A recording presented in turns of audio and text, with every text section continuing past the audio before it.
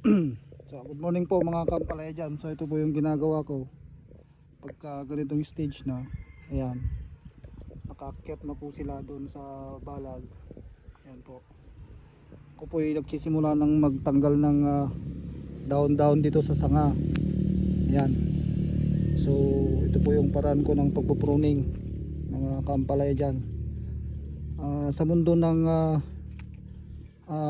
farming ng ampalaya, may kanya-kanya po tayong diskarte, pero ito po yung nasubukan ko na nung dati pa akong nag-aampalaya. So naging maayos naman po yung kinalabasan niya, kaya tinuloy-tuloy ko lang mga kampalaya dyan. Kaya mga ganyan, dapat malinis din yung kanya, yung puno niya. Okay, yan, ganyan lang po. Salamat po sa mga taga-subaybay dyan.